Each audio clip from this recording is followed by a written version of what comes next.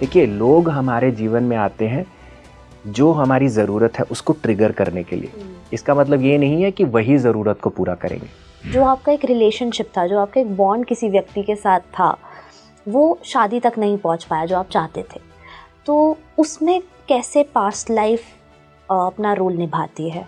पार्वती माँ की मम्मी जो थी, मैना रानी, उनको शिव जी पसंद नहीं थे। क्यों पसंद नहीं थे? क्योंकि उनका जो लुक था भूतों की टोली थी, उनको वो पसंद नहीं था कि मुझे ऐसा कुछ भी अपनी बेटी के लिए नहीं चाहिए। उस समय में पार्वती माँ ने अपनी माँ को कहा कि देखो, शादी तो मैं शिव से ही करूंगी, पर तब करूंगी जब आप कहोगे। जो कपल है उनकी शादी हो गई है, अब उनका एक बच्चा है और उसके बाद वो सेपरेट हो रहे हैं। बच्चे को कहीं ना कहीं पूरा ना पिता का सपोर्ट मिल पाता है, प्यार मिल पाता है, ना माँ का पूरा प्यार मिल पाता है। वो अपनी पूरी लाइफ में इधर उधर ही हो रहा है। तो उसका क्या कनेक्शन होगा पास्ट लाइफ से?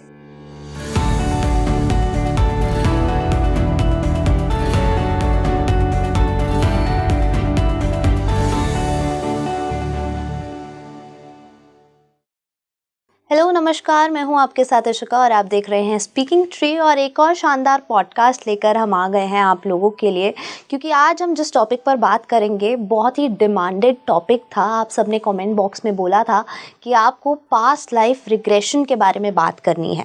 आज हम उसी पर बात करेंगे और स्पेसिफिकली आज हम बात करने वाले हैं रिलेशनशिप्स को लेकर, कपल्स को लेकर, शादियों को लेकर, क्योंकि आज का दौर कहीं ना कहीं ऐसा है कि रिश्ते बहुत ज़्यादा आगे नहीं बढ़ पाते हैं। कंपैटिबिलिटी जो है कपल्स में वो कहीं ना कहीं कम होती जा रही है। कनेक्शंस जो हैं इतने स्ट्रॉन्ग नहीं हैं। और इन सब पर आज हम बात करेंगे कि आखिर इन सारी चीज़ों का आपकी पास्ट लाइफ से क्या कनेक्शन हो सकता है, कैसे आप अपनी प्रॉब्लम्स को पास्ट लाइफ से सॉल्व कर सकते हैं। आज इन सब पर बात होगी, क्योंकि आज मेरे साथ बेहद ही खास मेहमान जुड़ चुके हैं। Famous body mind and energy connection coach Hitesh Vashisht ji हमारे साथ हैं। Welcome to speaking tree. Thank you Ishika ji, thank you for having me. We are very happy to have you here. It's my pleasure. आज मैं आपसे जानना चाहती हूँ कि आखिर पास्ट लाइफ जो है वो बहुत इम्पॉर्टेंट मानी जाती है कहीं ना कहीं, कि जो आपकी प्रेजेंट लाइफ चल रही है, पास्ट लाइफ के कनेक्शंस हैं, तभी ये आपके साथ जो आज हो रहा है वो हो रहा है जी। तो आज हम स्पेसिफिकली रिलेशनशिप्स पर बात करने वाले हैं। किस तरह से जो आज का दौर शुरू हुआ है हितेश जी, कहीं ना बहुत ज़्यादा डिस्टर्बिंग हो जाता है फॉर फैमिलीज, जब आपके रिश्ते नहीं चलते या कपल्स जो हैं डिवोर्सेस होते हैं, ब्रेकअप्स होते हैं। तो ये आखिर हो क्यों रहा है? ये दौर शुरू ही क्यों हुआ है ऐसा? जी। तो देखिए, बेसिकली अगर हम रिश्तों की बात करते हैं और अगर हम एक बेसिक व्यू पॉइंट देखें जो मेजॉरिटी ऑफ द पॉपुलेशन रिश्तों को लेकर देखती है जी, उसका है फिक्सिंग द अदर, है ना। फॉर एग्जांपल, हस्बैंड वाइफ की नहीं बन रही है, हस्बैंड को वाइफ की कोई चीज़ पसंद नहीं आती है, तो हस्बैंड क्या करेगा? उसको कहेगा तुम ये काम करना बंद कर दो, या तुम ऐसी क्यों हो, तुम ऐसे क्यों नहीं बिहेव करती। वाइफ को अगर हस्बैंड से कोई दिक्कत है कि वो 4 जगहों पे जाता है, तो वो बार बार उसका मोबाइल चेक करेगी और कहेगी कि ये कौन है, ये किसका मैसेज है। तो क्या है, ये सारा फिक्सिंग है। हम दूसरे को फिक्स करने की कोशिश करते हैं, है ना।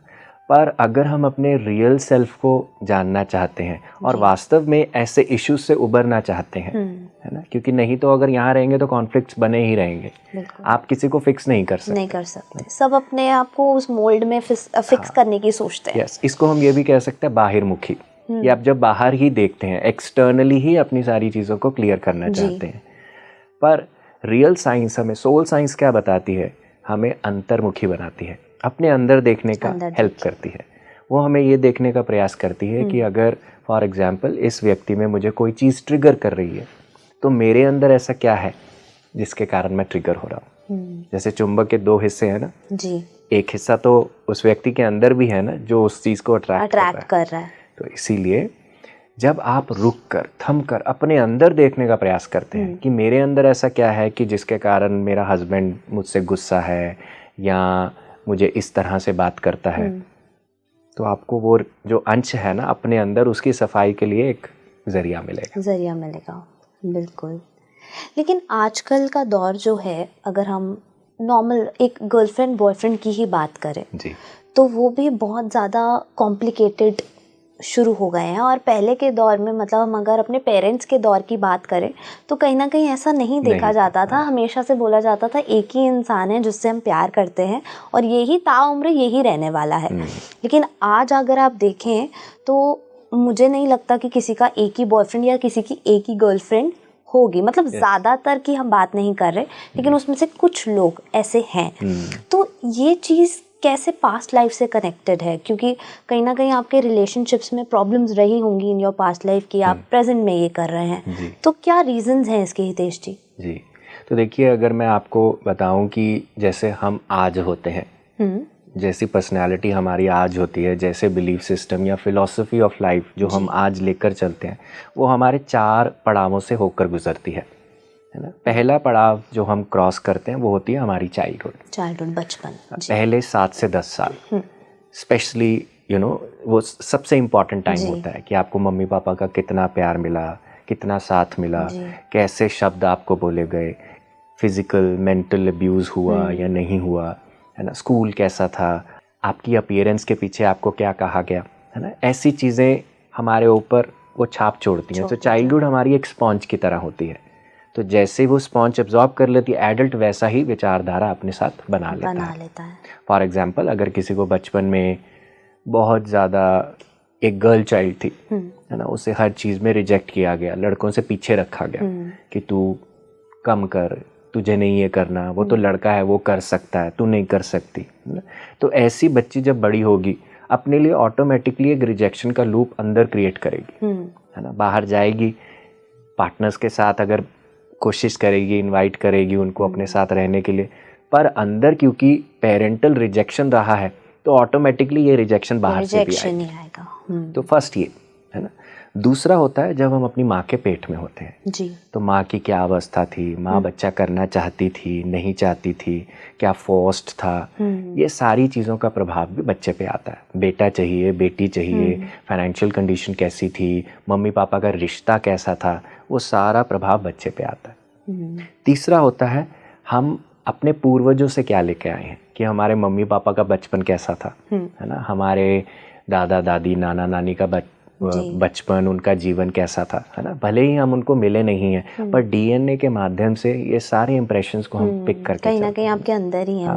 आजकल डॉक्टर्स हमें हेरिडिटरी पूछते हैं सब कुछ, है ना। एलोपैथी बहुत सारा रेफरेंस होम्योपैथी में हेरिडिटरी का लिया जाता है ना। काफ़ी सारी इलनेसेस पे, डायबिटीज़ हो गया, हाइपरटेंशन हो गया, पर मैं कहूँगा ये सिर्फ इलनेसेस की नहीं, आप अपनी फिलॉसफी ऑफ लाइफ भी अपने एंसेस्टर्स से पिक करते हैं। तो तीसरा प्रभाव जो होता है यहाँ से आता है। अब फॉर एग्जांपल मम्मी पापा का एक दूसरे के साथ अच्छा रिश्ता नहीं रहा, बच्चे ने अच्छा रिश्ता नहीं देखा, रोज़ घर में कलेश देखा है, तो होगा क्या, जब बच्चा छोटा होता है वो अपना एक व्यू पॉइंट बना लेगा कि शादी मतलब कलेश, लड़ाई, राइट, लड़ाई। अब आगे जाके वो करना भी चाहे, क्योंकि सबकॉन्शियस में एक बिलीफ बैठा हुआ है, वो वही सारी चीज़ों को अट्रैक्ट करता जाएगा, है ना। तो ये तीसरा। चौथा होता है हमारी पास्ट लाइफ्स। कभी कभी क्या होता है, हम अपने जो इस प्रेजेंट लाइफ के जो रिश्ते होते हैं हम उससे पास्ट लाइफ से भी लेकर आते हैं। नॉट ऑल ऑफ देम, पर सम ऑफ देम। वो सम क्या होते हैं, जैसे अगर लर्निंग वाले हों तो जिनके अंदर इंटेंसिटी बहुत ज़्यादा हो, इंटेंसिटी ज़्यादा वाले रिश्ते हो सकते हैं जहाँ पे बहुत ज़्यादा दुश्मनी थी पास्ट लाइफ में। अक्सर हम रिलेशनशिप की जब हम बात करते हैं, फॉर एग्जांपल अगर करंट लाइफ में हस्बैंड वाइफ की नहीं बनती है, 36 का आंकड़ा है, तो यूजुअली हमारी रिसर्च में हमने देखा है कि पास्ट लाइफ्स में वो 2 देशों के राजा रह चुके हैं, या पॉलिटिकल सिस्टम्स के अलग अलग 2 नेता रह चुके हैं। तो इतनी लड़ाई करी दोनों ने, इतनी लड़ाई करी, इतने सारे रिसोर्सेज को वेस्ट किया, इतने सारे लोगों का उनको पेन दिया।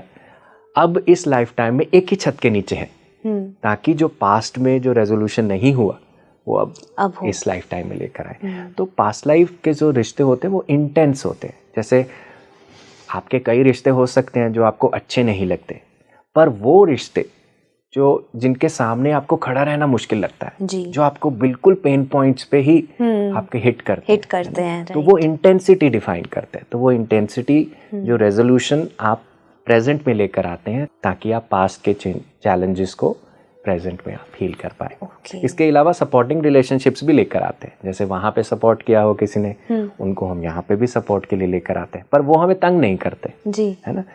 प्रॉब्लम हमें कहाँ होती है, जब हमें पेन मिलती जब है। हमें पेन मिलता तो है, इंटेंसिटी के जो रिश्ते होते हैं वो हमारे पास से आते हैं, नॉट ऑल द रिलेशनशिप्स। मतलब हितेश जी आप उनकी बात कर रहे हैं, जैसे हम मोस्टली क्या करते हैं कि अगर हम कहीं गए और हमें किसी इंसान का ऑरा पसंद नहीं है या उनकी एनर्जीज पसंद नहीं आ रही हैं कि नहीं ये जब आते हैं हमें अच्छा नहीं लगता है, तो ऐसे लोगों की आप बात कर रहे हैं, तो कहीं ना कहीं यही वाले लोग हैं वो। इसमें भी जैसे इंटेंसिटी मीटर है 1 to 10, अच्छा, 1 being the lowest, 10 being the highest। कभी कभी Okay. हमें किसी के साथ मिलके एक्चुअली इतना अच्छा वाइब नहीं आया, right, it does not mean कि वो आपका पास्ट लाइफ फेस है।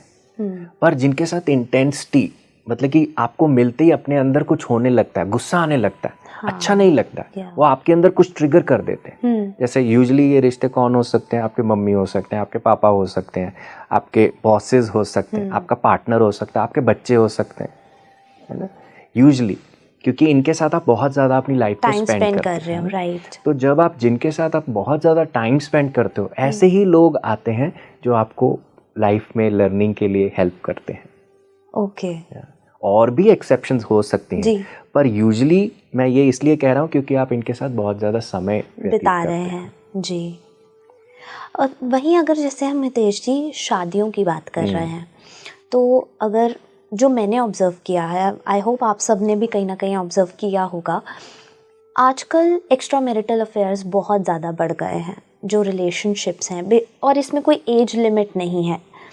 तो ये कहाँ तक हमारी पास्ट लाइफ से जुड़ा हो सकता है कि अगर एक इंसान के ख्याल भी आ रहा है कि एक आउटसाइड द हाउस कोई आपका पार्टनर होना चाहिए और आपकी वाइफ या आपका हस्बैंड तो है ही, और ऐसे बहुत सारे केसेस मैंने देखे हैं जो मेरे आसपास के हैं कि उनके बच्चे भी हैं और काफ़ी मतलब मिडिल एज भी नहीं है, अच्छी खासी उनकी उम्र है, तब भी एक्स्ट्रा मैरिटल अफेयर्स जो हैं वो हो रहे हैं जी। और उनका ख्याल उनको आ रहा है। तो पास्ट लाइफ से कैसे कनेक्टेड हो सकता है ये? तो देखिए, पास्ट लाइफ से डेफिनेटली ये चीज़ें कनेक्टेड हो सकती हैं, पर अगर ये पास्ट लाइफ से आ रही हैं तो ये कुछ ना कुछ आपको अपने प्रेजेंट लाइफ के बारे में सिखाने का प्रयास कर रही हैं। जैसे मैं आपको एक एग्जांपल देता हूँ। यूजुअली हम अपनी साइकोलॉजिकल लैंग्वेज में, अगर मैं थेरेपी की बात करूँ, जब व्यक्ति किसी मल्टीपल रिलेशनशिप में जाने की कोशिश करता है जी।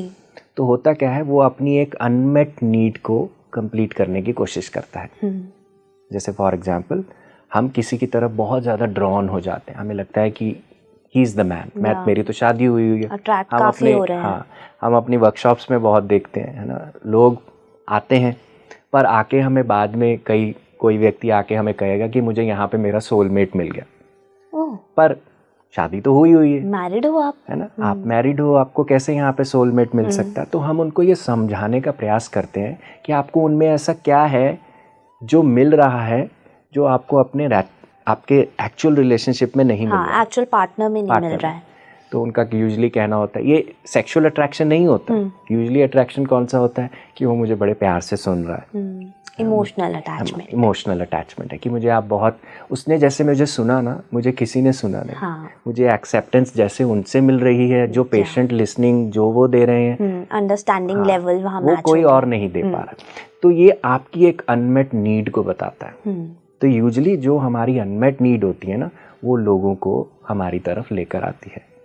और अगर ये अनमेट पास्ट लाइफ से चल रही आ रही हो, जैसे फॉर एग्जांपल, अगर किसी लाइफ टाइम में आपको बहुत ज़्यादा टॉर्चर से लाइफ आपको जाना पड़ा ना, बॉडी को वेकेट करना पड़ा बहुत सारा टॉर्चर से, और आपको किसी ने सुना नहीं जी, आपका जो पक्ष था किसी ने सुना नहीं, बस आपको एक तरह से पनिशमेंट दे दी, मतलब जस्टिस कहीं ना कहीं आपके साथ नहीं हुआ, अनफेयर फील हुआ। तो इस लाइफ टाइम में आपकी वो अनमेट नीड है ना, क्योंकि पास्ट का जो हमारा डाइंग स्टेट होता है ना, जो हमारे अंत के जो विचार होते हैं, जैसे भगवान कृष्ण गीता में भी कहते हैं कि जो आपका अंत के जो विचार होते हैं ना, वो आपकी भूमिका बनते हैं नेक्स्ट लाइफ टाइम के लिए। ओके, मतलब वो आपका मेन एम हो जाएंगे कहीं ना कहीं। हाँ, क्योंकि आपकी उस समय डिजायर्स निकलेंगी, अगर डिजायर्स निकलेंगी तो पूरा करने के लिए फिर तो नई बॉडी लेनी होगी जी, है ना। तो अगर ऐसा स्पेस आए कि मेरे को किसी ने प्यार से सुना नहीं, मुझे किसी ने समझा नहीं, तो आप एक नई लाइफ टाइम में आएंगे उसी नीड को फिर मीट करने के लिए। ओके। तो ये पास्ट लाइफ से इस तरह से वो धीरे धीरे चलती हुई अब ये आपके चाइल्डहुड में भी ट्रिगर हो जाएगी, क्योंकि पेरेंट्स भी आपको ऐसे मिलेंगे जो आपको चुप करके बिठाएंगे, हाँ, क्योंकि सुनेंगे नहीं। हाँ, चाइल्डहुड उस लेसन को ट्रिगर करेगी, है ना? नहीं तो कैसे हमें पता चलेगा कि मेरा लेसन क्या है जी। तो चाइल्डहुड उसे धीरे धीरे ट्रिगर करेगी। शायद आपकी मम्मी आपको ज़्यादा समय नहीं देंगी, शायद आपके पापा आपको अटेंड नहीं करेंगे, तो आपके अंदर ये वूंड अब हरी होने लगेगी। जो पास्ट की वूंड है वो अब प्रेजेंट लाइफ में आपको हरी पता हो चलने लग जाएगा वो कि चीज़। हाँ, मेरी अब नीड है कि काश मुझे कोई सुने। अब मैं धीरे धीरे जब बड़ा होऊंगा, मेरा कोई फ्रेंड मुझसे 2 प्यार की मीठी बातें करेगा, मैं I will go gaga over them कि हाँ, ये तो कितने प्यार से मेरी बात कर रहा है। मतलब he is my best friend, she is my best friend. लोग मेरा फ़ायदा भी उठाएंगे, मेरे से मीठी बात करके मेरे से स्कूल का होमवर्क करवा लेंगे, सब कुछ करवा लेंगे, है ना? तो धीरे धीरे फिर मेरे अंदर ये होने लगेगा कि ऐसा व्यक्ति, यार मैं तो सबका इतना अच्छा करता हूँ, मैं तो सबके लिए अच्छा कर रहा हूँ, पर लोग मुझे हर्ट करते जा रहे हैं। व्हाई मी? अब धीरे धीरे ये व्यक्ति को एक रिलेशनशिप में जाएंगे। अब रिलेशनशिप में भी इनकी ज़रूरत क्या है कि कोई मुझे प्यार से देख ले, कोई मुझे प्यार से बात कर ले। अब जब ये बन गया तो फिर धीरे धीरे यही नीड उस व्यक्ति से चाहिए होगी, पर व्यक्ति इस चीज़ को पूरा नहीं कर रहा है ना, क्योंकि देखिए, लोग हमारे जीवन में आते हैं जो हमारी ज़रूरत है उसको ट्रिगर करने के लिए। इसका मतलब ये नहीं है कि वही ज़रूरत को पूरा करेंगे। ज़रूरत आप वो एक शीशे की तरह है, जैसे शीशा गलत चेहरा नहीं दिखाता, है ना? शीशे हम यूजुअली क्या करते हैं, हमारे यहाँ पे धब्बा लगाओ, हम शीशे को साफ करने की कोशिश करते हैं।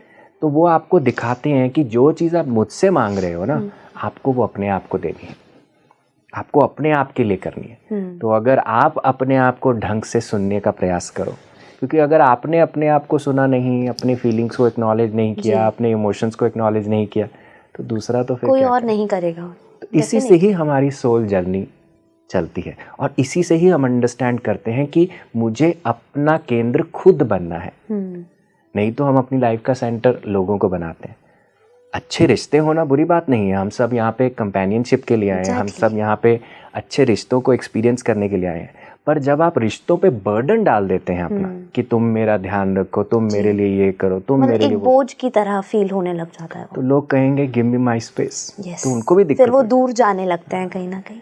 अब अगर अनकॉन्शियस होंगे, हम अपने ऊपर काम नहीं करना चाहते, लोग कहेंगे कि हाय मेरी किस्मत, मुझे ही ऐसा व्यक्ति मिलना था। एक से फिर मैं दूसरे पे जाऊंगा, दूसरे पे तीसरे पे जाऊंगा। जैसे मैंने एक्सटर्नल वैलिडेशन की बात करी कि हम सिर्फ एक्सटर्नली चीज़ें लेना चाहते हैं, उस पर चले जाएंगे।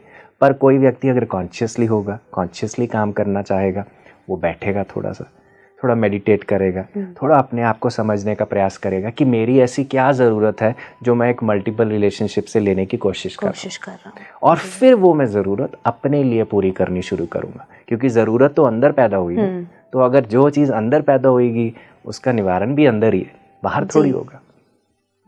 सो this is the journey of every soul. मतलब कि हम सब इसी तरह से बाहिरमुखी से अंतर्मुखी बनने की कोशिश करते हैं, और ये शायद सब नहीं कर पा रहे हैं आजकल। हाँ, इसीलिए देखिए मास अवेकनिंग हो रहा है। आप आज ये पॉडकास्ट कर रही हैं, है ना? स्पीकिंग ट्री इतना अच्छा काम कर रहा है। कैसे कर रहा है? क्योंकि मास अवेकनिंग चल रहा है। सब मेडिटेशन को फॉलो करना चाहते हैं, सब अंडरस्टैंडिंग ले रहे हैं अपनी रियल सेल्फ की, है ना? हम सब देखते हैं स्पिरिचुअलिज्म में कितना बहुत ज़्यादा पुश आ रहा है, राइट? क्योंकि इवन यंगस्टर्स आल्सो, यस, अब सबको एक मौका मिल रहा है अपने ऊपर काम करने का। तो जो मौका लेगा उसके वाह, जो नहीं लेना चाहता कोई प्रॉब्लम नहीं है, वो आगे ले लेगा। हाँ, है ना? टाइम लगेगा लेकिन होगा तो ये। जी हितेश जी, यहाँ पे आपने एक बात का जिक्र किया था कि जब आप, मतलब ये हम सब ने ही देखा हुआ है कि जब आपका आखिरी समय चल रहा होता है तब आपकी एक आखिरी इच्छा होती है जो आपकी नेक्स्ट लाइफ को लीड करती है, जो आगे आपकी लाइफ लेके चलती है।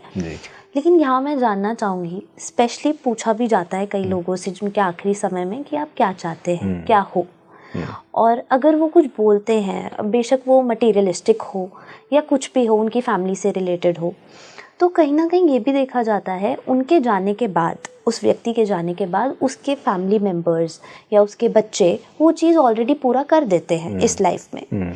तो क्या तब भी वो आगे उसी चीज़ को कैरी फॉरवर्ड करेंगे, अपनी उसी इच्छा को कैरी फॉरवर्ड करेंगे? देखिए, डिपेंड करता है कि अब वो नीड कैसी थी, डिज़ायर कैसी थी। जैसे फॉर एग्जांपल अगर था कि मेरे नाम पे मंदिर बनवा दो, है ना, मेरे नाम पे गौशाला खोल दो या गौशाला में ये देना शुरू कर दो, ऐसा काम तो हो सकता है।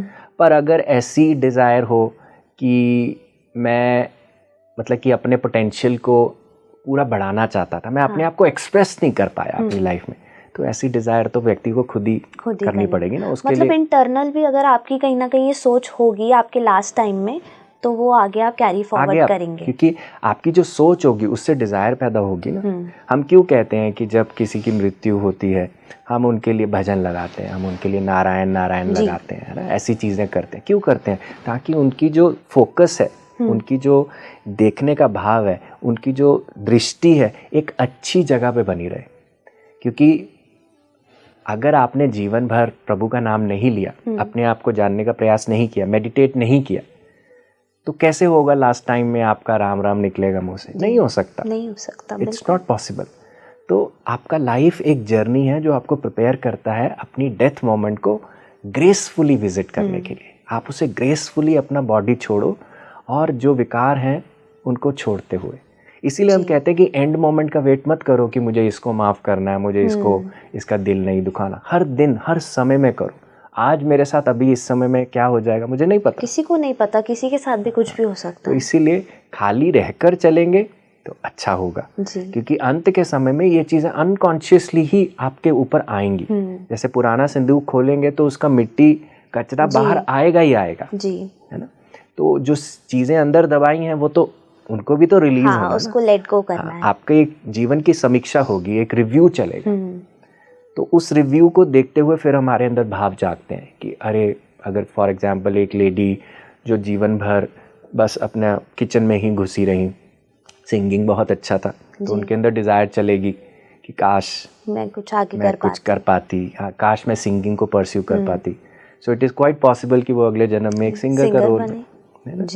या फॉर एग्जांपल किसी व्यक्ति को अपनी लाइफ में शादी नहीं करी, है ना, शादी नहीं करी तो नेक्स्ट लाइफ टाइम में हो सकता है कि वो रिलेशनशिप के अराउंड अपने लिए कोई चैलेंज क्रिएट करें, है ना। तो बहुत सारी चीज़ें, जैसे आपकी अनफिनिश्ड चीज़ें होंगी उसको फिनिश करने के लिए आपको बॉडी लेनी ही पड़ेगी।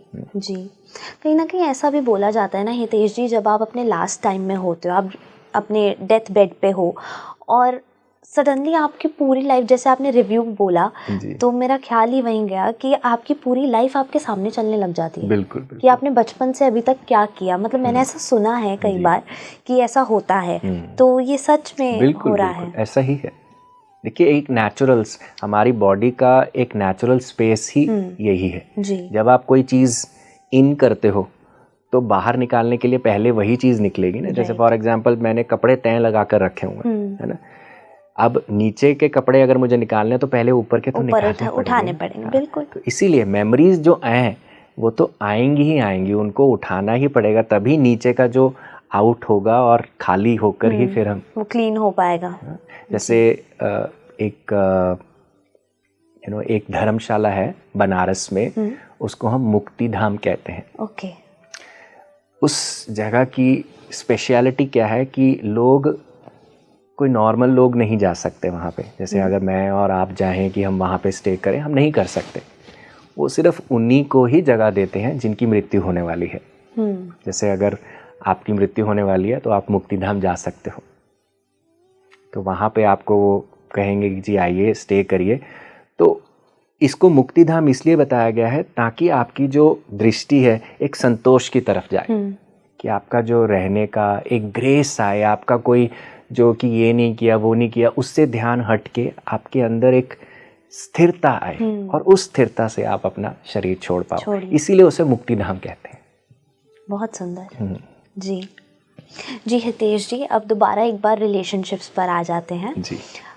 कहीं ना कहीं आजकल शायद हेल्थ इश्यूज़ की वजह से या एनवायरमेंटल इश्यूज़ की वजह से रिलेशनशिप्स में मिसकैरेजेस बहुत ज़्यादा देखे गए हैं, या ऐसा भी देखा गया है, जैसे आपने लड़का लड़की वाली बात करी कि जेंडर रिवील वाली बात होती है, किसी को लड़की चाहिए, किसी को लड़का चाहिए, तो ये वाली चीज़ें भी होती हैं। साथ ही कंसीव करने में आजकल बहुत ज़्यादा प्रॉब्लम होने लग गई है लड़कियों को। तो इसका क्या कनेक्शन है पास्ट लाइफ से? जी, तो देखिए हम ये भी हमारी चॉइसेस के बेसिस पे होता है। ओके। है ना, जैसे हम जब जन्म लेते हैं, जन्म लेने से पहले हम अपने जीवन की पटकथा लिखते हैं, एक स्क्रिप्ट लिखते हैं। जैसे जन्म लेने से पहले ओके, इसको हम कहते हैं प्री बर्थ प्लानिंग। ओके, मतलब बच्चा जब गर्भ में है तो वो लिखी जा रही है उस समय, पहले स्क्रिप्ट लिखी जाती है। Okay. जैसे कोई पिक्चर बनती है, इमरजेंसी मूवी बनी जी, पहले स्क्रिप्ट लिखी गई जी, है ना। इसी तरह से हर मूवी, मेरे को भी यहाँ पे आके एक जीवन जीना है, एक मूवी जीनी है, तो उसकी पहले स्क्रिप्ट लिखी जाती है। उस स्क्रिप्ट में हम चॉइसेस बनाते हैं कि मुझे ऐसा चीज़ें एक्सपीरियंस करनी है, मुझे बेबी के साथ चैलेंज होगा, मुझे फॉर एग्जाम्पल अपने रिश्तों में चैलेंज होगा, मुझे बार बार लोग ठुकराएंगे, ऐसी चीज़ें हम लिखते हैं। और ये क्यों लिखते हैं? अपने पास्ट की रेफरेंस को, उससे पिछले जन्म की रेफरेंस को लेके। जैसे अगर मैं आपको एक पूरी ले में इस सारी चीज़ को समझाऊं, फॉर एग्जाम्पल किसी लाइफ टाइम में एक व्यक्ति बड़ा ही इम्पेशेंट था, है ना। उस लाइफ टाइम में इम्पेशेंस के कारण उन्होंने बहुत सारे लोगों का, उनको पेन दिया, उनको हर्ट किया। अब लास्ट मोमेंट में क्या होगा, क्योंकि ये सारी मेमोरीज रिव्यू के लिए ऊपर आएंगी, आपको रियलाइज़ होगा कि मैंने ये चीज़ें करी तो मुझे ये चीज़ें नहीं करनी चाहिए थी। बॉडी छोड़ेंगे तो अब उस रेफरेंस को लेके आप अपने आप को क्या कहेंगे कि मैं क्योंकि इम्पेशेंट था, मुझे इस लाइफ टाइम में पेशेंस को सीखना है। अब पेशेंस थीम बन गया। अब इसके इर्द गिर्द आप अपनी एक पटकथा लिखेंगे, अपनी लाइफ टाइम लिखेंगे। अच्छा, पहले हम चुनेंगे मम्मी पापा, या मुझे ऐसी मम्मी मिले कि जो अपने काम में व्यस्त रहे, मेरी तरफ ज़्यादा ध्यान ना दे, और अगर मैं कुछ भी पूछूं तो मेरे को बहुत इम्पेशेंटली हैंडल करे। और पापा अराउंड है ही नहीं है, पापा ऐसी जॉब में है जो ट्रांसफ़र में है, बाहर इधर उधर जाते हैं, मतलब वो ध्यान दे ही नहीं सकते। हाँ, तो क्या होगा, अब पास्ट का जो लेसन था अब प्रेजेंट में ट्रिगर हो गया, क्योंकि बच्चे को पेशेंटली हैंडल नहीं किया जाएगा।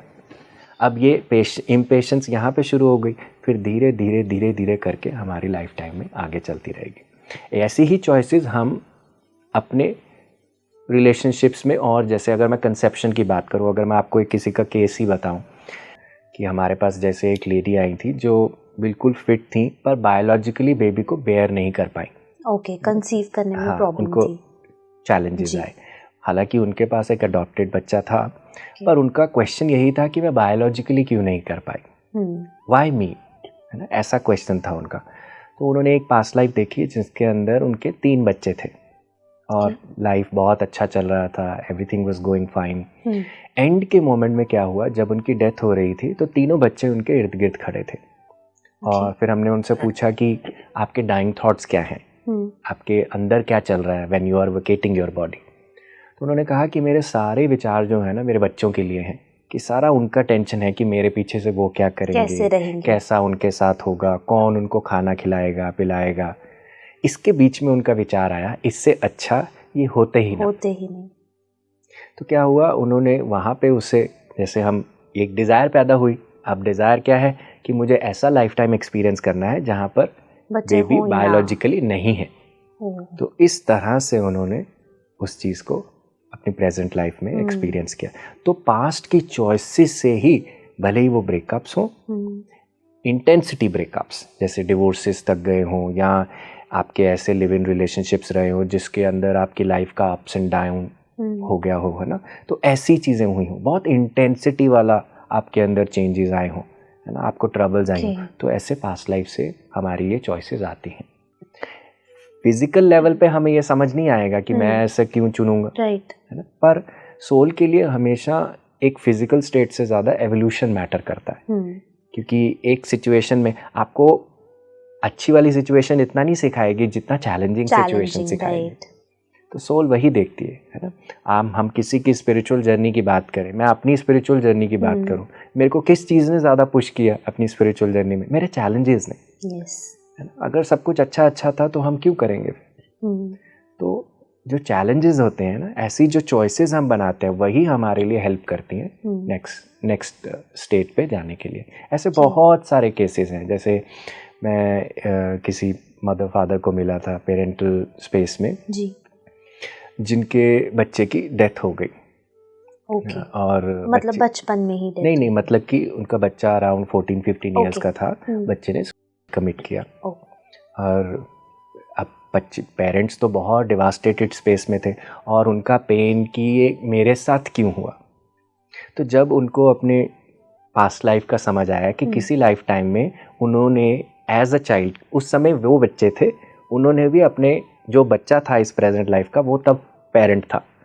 तो पेरेंट को मतलब कि फादर को अपने ऐसे ही छोड़ दिया। और क्यों छोड़ा? कि मुझे अध्यात्म को फॉलो करना है। जैसे हम सोचते हैं कि अध्यात्म का रास्ता यानी कि अपनी फैमिली को छोड़ देना और हिमालयास पे मतलब गृहस्थ जीवन को छोड़ के, मटेरियलिस्टिक लाइफ को छोड़ के हम स्पिरिचुअलिटी की ओर जा रहे हैं। पर उस समय उनको समझ आया कि वो अध्यात्म नहीं था, वो एस्केपिज्म था, कि आप अपने जिम्मेदारियों से, रिस्पॉन्सिबिलिटी से हट रहे हो। अब जब उस समय ऐसा पेन क्रिएट हुआ तो आफ्टर डेथ स्टेट्स में क्या होता है, एक रिव्यू करते हो आप, है ना। आप अपनी लाइफ की नई स्क्रिप्ट लिखोगे पर पास्ट की रेफरेंस को लेके। तो उनको ये समझ आया कि उस समय में मैं स्पिरिचुअलिटी में जाना तो चाहता था, पर क्योंकि वो एस्केप था और प्लस मैंने किसी को इतना ट्रबल किया, अपने वैराग्य में डाला, किसी को अपना वियोग दिया, है ना, सेपरेशन क्रिएट किया, है ना। तो इस लाइफ टाइम में मैं भी उस चीज़ को एक्सपीरियंस करूँगा, नंबर 1। और इसको एक्सपीरियंस करते हुए मेरे को भी अपना स्पिरिचुअल एवोल्यूशन क्रिएट करना है। तो इसे कॉन्ट्रैक्ट्स कहते हैं। दो आत्माएं एक दूसरे के साथ कॉन्ट्रैक्ट करती हैं कि तुमने मेरे साथ किया, अब तुम्हारे साथ भी ऐसा होगा और तुम इससे यही सीखोगे। तो उनका अपने बच्चे के साथ कॉन्ट्रैक्ट क्या था? बच्चे ने जैसे डिसाइड किया कि मैं 15 साल की उम्र में ऐसे करके जाऊंगा, और उसके बाद क्या होगा कि आप अपने आप को जानने का प्रयास करोगे। यहाँ आप ना जानो तो आपका अलग रास्ता है, फिर आप रोते रहो, अपना कंप्लेंट ब्लेम में जाते रहो। पर अगर आप जानोगे तो क्या होगा, आपका एवोल्यूशन अलग होगा। अब इस समय में वो दोनों पेरेंट्स एक फाउंडेशन चलाते हैं, उन बच्चों को हेल्प करते हैं जो because of any kind of a depression और किसी चीज़ से भी का ऑप्शन चुनने की कोशिश करते हैं, उनको वो हेल्प करते हैं। तो देखिए कैसा एक स्पिरिचुअल एवोल्यूशन उन्होंने अपने लिए क्रिएट किया है। तो चैलेंजेस हमेशा हमारे एवोल्यूशन की तरफ हमें लेकर जाते हैं। राइट। हितेश जी, जैसे आपने अभी जिक्र किया था कि जब बच्चा गर्भ में होता है, जब माँ के पेट में होता है, तो कहीं ना कहीं वो स्क्रिप्टिंग चल रही होती है कि आगे उससे पहले स्क्रिप्टिंग जी। तो कहीं ना कहीं वो जो स्क्रिप्टिंग हो रही होती है, और आज की लाइफ से अगर जिस दौर की हम बात कर रहे हैं जहाँ पे रिलेशनशिप्स इतने कॉम्प्लिकेटेड हैं, अगर उससे कनेक्ट करें और ये देखें कि जो कपल है उनकी शादी हो गई है, अब उनका एक बच्चा है और उसके बाद वो सेपरेट हो रहे हैं, बच्चे को कहीं ना कहीं पूरा ना पिता का सपोर्ट मिल पाता है, प्यार मिल पाता है, ना माँ का पूरा प्यार मिल पाता है, वो अपनी पूरी लाइफ में इधर उधर ही हो रहा है। तो उसका क्या कनेक्शन होगा पास्ट लाइफ से? जी, तो देखिए अब आजकल के टाइम में जब सब कुछ स्विगी जोमेटो पे हो गया है, डिवोर्स भी ऐसे ही चल रहा है जी, है ना। तो क्या होता है, हम कोई चीज़ हमारी नहीं बनती, हालांकि हम कहेंगे कि हमारे इंडियन सिस्टम में इस चीज़ का अभी भी बहुत रिस्पेक्ट किया जाता है जब हम शादी करते हैं। बाहर के सिस्टम में ऐसा नहीं है, तो बहुत इंस्टेंटली हो जाती है चीज़ें, बिल्कुल डिफरेंट है। पर अब हम भी क्या है, हम डिवोर्स को, अगर कोई बात नहीं बनती, हम डिवोर्स पे पहुंच जाते हैं। पर इससे आपका सिचुएशन बदल गया पर आपका चैलेंज नहीं बदलेगा। है ना। जैसे फॉर एग्जांपल मैं आपको एक एग्जांपल से अगर बताऊं, फॉर एग्जांपल ए बी को बहुत तंग करता है। ए हस्बैंड है, बी वाइफ है। बी बहुत परेशान है ए से, है ना। पर अब बी ने क्या चॉइस किया, मैं थोड़ा सा रुक के अपने अंदर देखूं, मेडिटेट करूं, सोल साइंस को समझूं, पास्ट लाइफ की जर्नी को समझूं, मैंने ऐसा क्या किया जिसके कारण मुझे ए को अट्रैक्ट किया, इन सारी चीज़ों को अंडरस्टैंडिंग दी। बी के अंदर ये अंडरस्टैंडिंग अब ग्रो होने लग गई है, यानी कि वाइफ के अंदर अब ये अंडरस्टैंडिंग ग्रो होने लग गई है। अब बी अपने ऊपर काम करने लगी है। जो मैल उसने अपने हस्बैंड के प्रति दबाया हुआ है कि ये मुझे ऐसे तंग करता है, परेशान करता है, धीरे धीरे उसको क्लेंस कर रही है, लेट गो में जा रही है और उससे ज़्यादा ट्रबल नहीं हो रही है ना। जैसे फॉर एग्जाम्पल जो भी हो रहा है उसको उसी के साथ ही छोड़ रही है, हम अपना काम कर रहे हैं, है ना। अब जैसे जैसे बी अपनी क्लेंजिंग करती जा रही है, कुछ चेंजेस आ सकती हैं इन दोनों के डायनेमिक्स में। जैसे क्या पॉसिबिलिटीज रेज हो सकती है, फॉर एग्जांपल बी इतना चेंज हो गया कि उसकी एनर्जी ने ए को भी बदल दिया पॉजिटिवली। अब ए को भी लगता है कि अब तो वो ट्रिगर नहीं हो रही है, अब मुझे वो वैसे शब्द भी नहीं कहती है, तो मैं भी क्यों करूं, मैं भी बदल जाता हूं, लेट्स लिव एमिकेबली, यस, रहना तो हम दोनों को प्यार से, साथ ही तो दोनों की right. बनने लग गई। दूसरी पॉसिबिलिटी हो सकती है कि फॉर एग्जांपल बी जो है इतना इंटेंस पास्ट का कार्मिक एनर्जी लेके आया कि इस लाइफ टाइम में ये क्लियर नहीं हुआ, पर नेक्स्ट लाइफ टाइम में जब वो जाएंगे तो क्योंकि अपना आप पास्ट जी चुके हैं, उससे अंडरस्टैंडिंग ले चुके हैं, अपना प्रारब्ध क्लियर कर चुके हैं, अपने सारे ट्रिगर्स को ड्रॉप कर चुके हैं, तो बी इस लूप में से बाहर हो जाएंगे। बी आगे चले जाएंगे। ए ने अभी लर्निंग नहीं ली है, तो ए उसी तरह के लेसन को सी के साथ चलाएगा, जिसका सेम तरह का लेसन होगा, जिससे आदान प्रदान हो सकता है। तो ए और सी इकट्ठे चलेंगे, बी अपने नेक्स्ट लाइफ टाइम में नेक्स्ट लेसन पे चले जाएगा, फॉर एग्जांपल डी के साथ। तो ये एक पॉसिबिलिटी हो सकती है।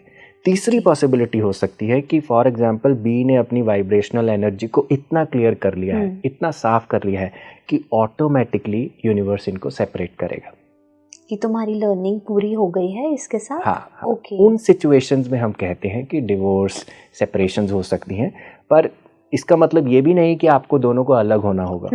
शायद यूनिवर्सल फील्ड में एक ऐसी पॉसिबिलिटी क्रिएट हो जाए कि आप दोनों हस्बैंड वाइफ हो पर अलग अलग रह रहे हो। शायद हस्बैंड की जॉब बाहर लग जाए, लॉन्ग डिस्टेंस हो गया कि ज़्यादा एक दूसरे के साथ एक छत के नीचे नहीं कर पाते। तो ये भी कैसे आया शिफ्ट? आपकी कॉन्शियसनेस को क्लियर करते करते आया। पर हाँ, अगर आप ज़बरदस्ती डिवोर्स का पाथ चुनते हैं, आपका व्यक्ति बदल जाएगा। जैसे I have met many people जिनके 2-2, 3-3 डिवोर्सेज हुए हैं, ब्रेकअप्स हुए हैं, एक व्यक्ति के बाद दूसरे व्यक्ति के पास, दूसरे व्यक्ति के पास तीसरे व्यक्ति से, है ना।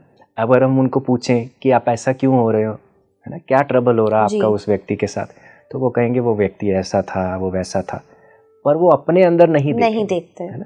लोग बदल गए, पर रिश्ता जो आपको उससे सीखना है वो व्यक्ति से व्यक्ति दूसरे व्यक्ति तक ट्रांसफर होगा। वो लर्निंग आपको नहीं मिल पा रही है। चेहरे बदल जाएंगे जी, पर जो आपको सीखना है वो नहीं बदलेगा। तो इस केस में भी अगर आप डिवोर्स को एक ऐसे ही एक लाइटली स्पेस में लेते हो कि छोड़ो, अब वो छोड़ दिया आपने, पर आप अगर आप किसी और रिश्ते में जाएंगे उसमें आपको वही चैलेंजेस आएंगे। हम बहुत सारे, मैं जैसे डॉटर्स को भी, अगर मैं आपकी एक एग्जांपल बात करूं, लड़का लड़की किसी की भी बात करें, वैसे यहाँ पे लड़की की बात करता हूँ कि जैसे किसी लड़की की अपने पिता के साथ नहीं बनती, पिता से बहुत परेशान रहती है वो कि क्या है, मेरे पिता मेरे मम्मी को भी ढंग से नहीं रखते, मुझे भी अच्छे से ट्रीट नहीं करते। अब इस लड़की के लिए शादी का रिश्ता आया। अब इसने बिना लड़के को देखे, बिना ज़्यादा जाने पहचाने हाँ कर दी, कंसिडरिंग कि मैं पिता के जाल से बाहर निकलूंगी, एटलीस्ट मेरा इनसे पीछा छूट जाएगा।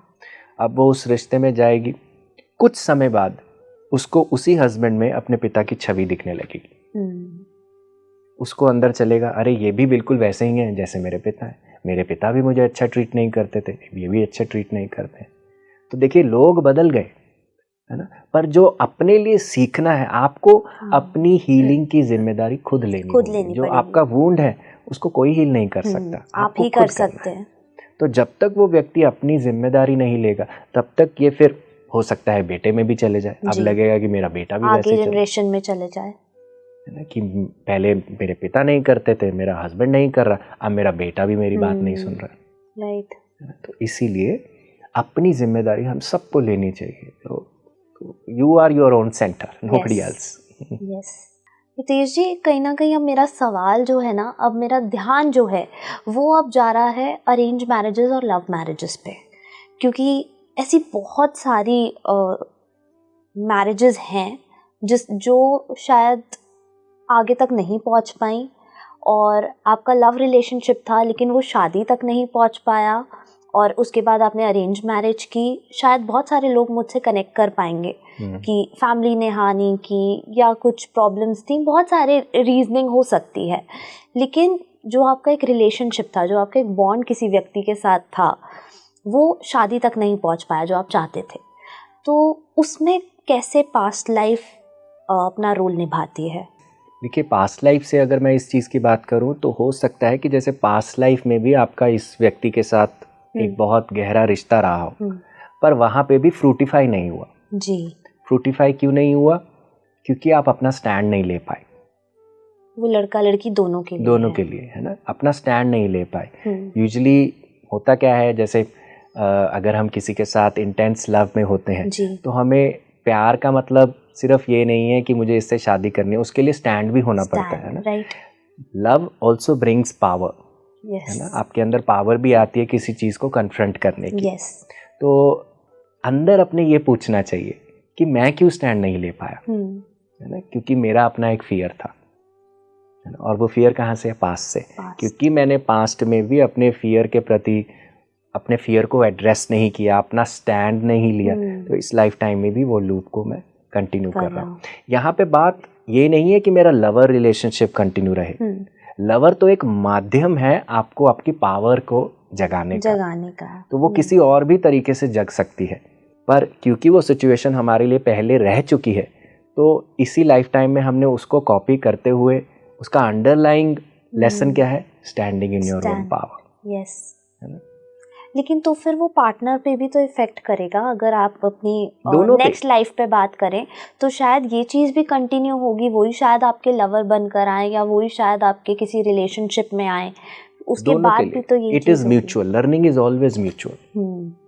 दोनों के लिए ही सीखना होता है। देखिए, दो पॉसिबिलिटीज हैं, या तो हम अपने प्यार के लिए स्टैंड करें, है ना, फिर तो हमने फिल्मों में भी देखते हैं कि दुनिया जहान से हम लड़ जाते हैं, हीर रांझा सस्सी पुन्नू, ये सारी कहानियां हमने सुनी है, एंड इट हैपेंड।